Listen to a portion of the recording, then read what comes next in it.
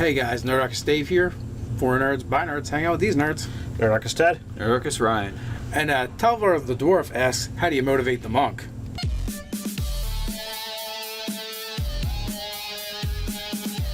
If you have a GM 901 and you'd like us to help you out, you can send it over to nerdarchy@gmail.com, or you can head over to our forums on nerdarchy.com. So the gist of the question here is Talvar the Dwarf, basically, I'm not sure if he's the player or the GM in this case. I think he's the GM, right? I believe so. And he wants to know, how do you motivate characters that aren't very materialistic? So like your monks, your sorcerers, your barbarians, he feels that they don't need a lot of gear and equipment, so they're not adventuring for those purposes. It sounds a lot like Talvar is really coming from the standpoint of basically we kick in the door, kill the monsters, take their stuff. It's just a little more MMO-ish. 3rd edition gear was essential, but if you go with a more story-based game, this becomes less of an issue. Like there's got to be more of a reason why these people are running around the countryside murdering monsters and taking their stuff. That's something that should be happening, along with the other stuff that they're really trying to do. Well, also too, all the dungeon master's taken all the onus of motivating the player character to do the things. Like, the player should have a reason why their character adventures, right? Like, why did you join this band of people to do this thing? Like, why are you even here? That's on the player, to make a character that actually is in the game. Why is it in the game? Yeah.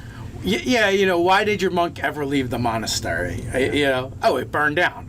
And, well, what's he going to do? He wants to build a new one. Well, how's he going to do that? He's got to find people and money. Yeah, or at least find skilled people. He needs carpenters and stonemasons, and maybe he needs to find the faithful to rebuild it, or maybe the dictates of his monastery is that everyone has to be a faithful of the order to do it. So he has to train all the right people, the craftsmen, to do the thing.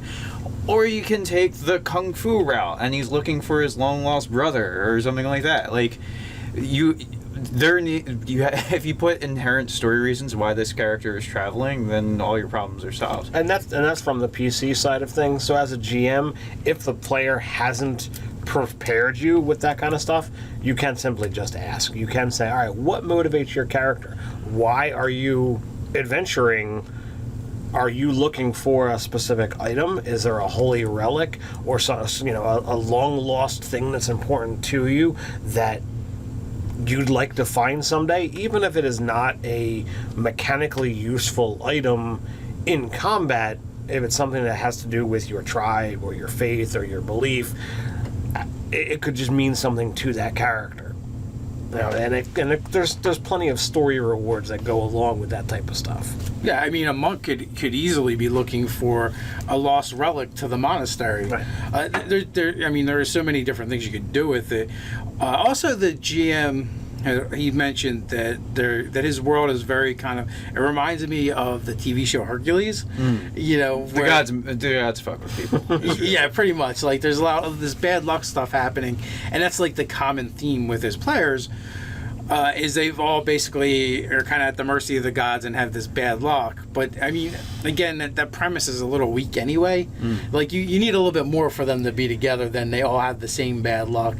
Yeah. Well, I mean, so maybe this monk is setting out to appease the gods to get this thing from hanging over his head or something like that, or maybe he's particularly devoted to a god and trying to push their agenda or further their whatever they want to happen.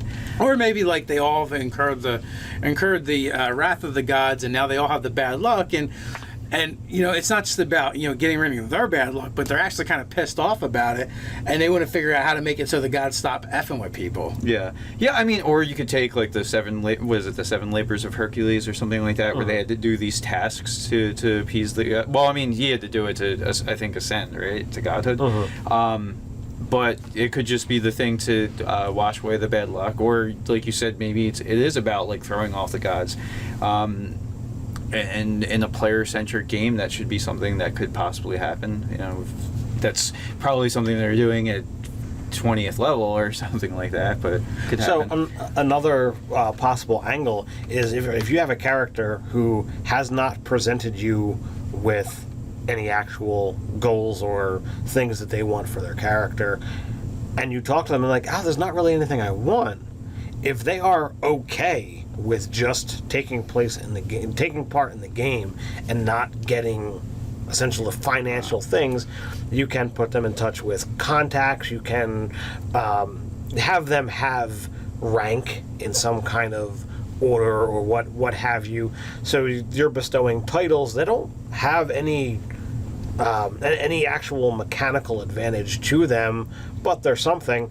And beyond that, sometimes players really aren't looking for that kind of stuff. So you could literally be like, yeah, I just want to play at the table. I want to have fun. I get together with my friends to do this, and whatever happens, happens, and they can be fine with that. But but it sounded like from the post that it was something like the game master and the player were having a discussion about what motivates the character. And like that really is on the player. Do they want renown? Do they want to go and like basically challenge every champion that they can to like prove that their martial prowess? That could be a thing. It's very like Hercule from Dragon Ball Z. You know, he was about being a tournament champion. So that could be it. Like, does he want bards to sing tales of him? That could be a motivation. Absolutely. Yeah, the player really has to think beyond like stuff, and he needs to think of story goals and think of his character as a person, and what would this person want to do with his life, instead of thinking of along the lines of almost the game aspect of collecting things. Because that's, I mean, you could have that type of character, but most characters, that's probably not their main focus. There's probably other things going on. Maybe it could be anything. You want to, like, I literally had a character go on a quest because he wanted to find a wife. As a story goal, like, and he did get it. Like, then there was another character who basically spent 50 years filling a book full of information about magic, and then had it wiped out from a curse, and he wanted to get that information put back or had to reacquire it. So so it gave him a reason to be out in the world doing things.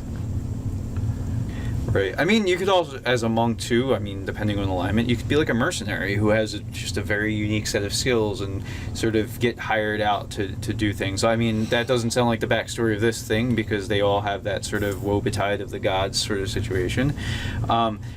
Maybe the goal of this monk is to show that, hey, the gods aren't really that great. Like, he's a Misotheus, which is a hater of the gods, right? Like, basically, yes, I acknowledge that you exist, but fuck you, and I'm gonna do my best to dethrone you. That could be a thing, because a monk who's about the individual self-perfection is actually very outside of the realm of... They can be spiritual, but they could also be that sort of, like, so... almost like that pride in self, like a satanic sort of thing, like a Satanist, and like the belief in oneself to an extreme, to where like, I'm going to show them better than clerics and paladins and this and that. So it's almost in spite of the gods. Could be another motivation. Yeah, I mean, there's so many different things the player could come up with. Like, you could be like, I think my kung fu is better than the way the monastery is doing it now, and you could create a schism in your own, in your own monastery, in your own system. And and create it. You go out to create your own sect, or your monk might be like, I want to study the fight, how everyone fights, and become the best fighter there is. I mean, you could mention something similar to that, or maybe like more true to the original origins of Kung Fu. He wants to study different animals, but in this case, they're not animals; they're monsters. So he can see how they attack and how they operate, so he can make the perfect Kung Fu. Yeah, I mean, if you wanted to get into actually like messing with rules, maybe eventually this monk like creates its own order that. You're essentially building a new archetype of monk, and maybe you allow for a thing where you eventually can slowly like trade out your whatever monk you have abilities to like form this new kung fu, and that would be a cool sort of storyline. So instead of the elemental one or the ninja one or the open hand, like or you create or the laser monk, or you create like a new tradition and eventually build towards that, kind of reverse engineering it. Because they have to create the first of that style or system. Yeah, so there is a ton of different things you can do with any character class. It actually doesn't really matter. Like, if your motivation is loot, and that's your only goal, it's going to make for very weak stories for one. And, Now, that's not to say you can't be motivated by seeking an item, but there should be a story to that item. You know, instead of you're like, I'm looking for a +1 dagger, or I need 3 gold pieces, or something. There should be an interesting tale to go along with what motivates you to look for that thing. Right. Whether it's, you know, an ancestral set of armor that was lost when the dwarven hold fell, and you know it's your life quest to return it because it was your great grandfather's pinnacle achievement of his life, and you know your ancestors will never rest in peace until that has been brought back to your clan. You know, whatever, you can come up with so many different things. You're only really limited by your imagination, and guess what? If your imagination is not that great and you can't think of anything, Steal something from literature or fiction or that's whatever. it. Yeah. Get inspired by the things around you. There's plenty of choices. So with that, you guys, how do you handle coming up with goals and motivation for your characters, or is it all about the loot? Let us know in the comments below. So with that, like, share, and subscribe. You can check us out over on Facebook. You can also find us over on Instagram. So until next time, stay nerdy.